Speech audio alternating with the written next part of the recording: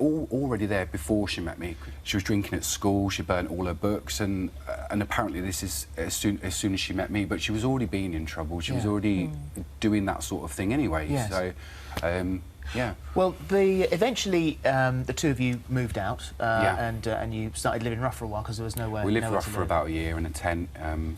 Railway stations, you know, train stations, bus stations, things like that, just to sleep. You say she could handle herself. You said that she was manipulative. Was that the first time that you began to see other parts of her personality? It's actually when we moved we moved to Luton. We got a shared room basically, and she put a grown man to tears just with a mouth verbally. She stopped, and that's when you sort of knew that she had that sort of streak in Side her. to her. Yeah. Well, in 1999, you moved into a house together, and pretty soon after that, she fell pregnant with your first child. And you said throughout the pregnancy, she was very responsible. She wasn't didn't drinking. drink. No, she didn't smoke. She didn't do anything. She had a clean pregnancy. That's the case for both of my children. Yeah. But then, as soon as the children were born, that was it. Didn't want to know. Didn't want to bath her, put her to bed, change her bum, give her food. Go shopping with the buggy or anything like that. Well, in fact, she disappeared. I mean, when these disappearing acts started, and she'd go off and you wouldn't know where she'd gone. I didn't see her for a year and a half. We lived, me and my eldest, we lived together for a year and a half without. I didn't know where she was. It's been a series of you getting out and her coming back. Yeah, you've described her as a menace.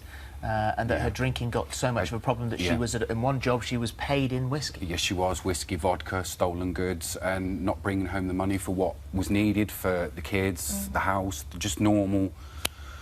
No, it was unbearable.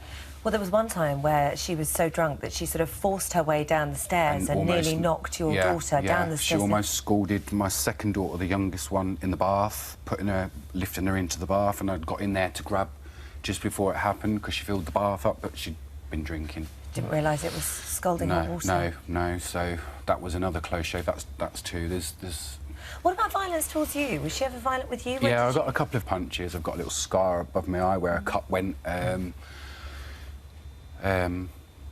just. Was it emotional abuse as well as partly physical abuse? The mental abuse was torture because for 5 years solid, really. I mean, where I was living, 5 years solid was torture. It was just every single day it was something else, and it was progressing from the drinking was making her cut herself, or whatever was making her. In that year and a half, I don't know what happened to her when she wasn't around, but she come back and she just wasn't the same. She'd put on weight, she was more aggressive, she was more in your face, and just didn't want to know. Were you scared of her?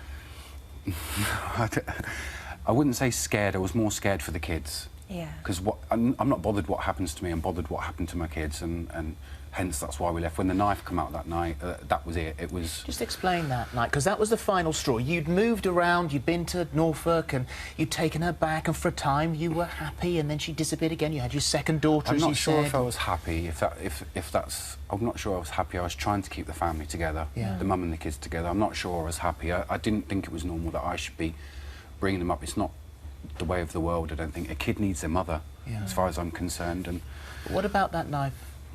That knife, I think that was just the break. That was the end. That was it, because I had 2 kids in bed that night, and she's come round and she was steaming drunk. She hadn't cut herself this night, and there was no blood, but she was just rambling, talking, sat with her back to the door, like sat up with her bum on the floor, and just... And when that knife came out, all I could think was the kids were in the bedroom, and I know she's violent and she's aggressive, and she has fights, and it's... Did she stab the floor with it? Yeah, she stabbed the floor, and the knife stayed in the floor, and stayed there. At what point did she say to you, and I think if this is correct, she said to you she wanted to kill someone? Yeah, she's only been in the house about... She used to come to me for a bit of normality, I think, when she got to the point where she's drunk so much and didn't know what she was doing, or she'd come to my house and just be normal, want a bit of normality, but she was only in the house for about half an hour, and she took the knife, went back in her boot. I had to go and sort my youngest one out, because obviously she was still young, and they wake up at that age, don't they, and she left. That was it. That was... And that morning I took the kid, my eldest, to school. She was at the school the night after. She'd been to mine with a black bag full of booze, and she was absolutely paralytic at the school, screaming and shouting in front of everybody, and Lunch. You moved away, didn't you? That lunchtime, that morning, yeah, that lunchtime, I got the kids out of school. I got my eldest daughter out of school. Phoned my mum. She come down, and I just give up everything, the house, the lot, the contents, and just left. I think you've done an incredible job protecting your family.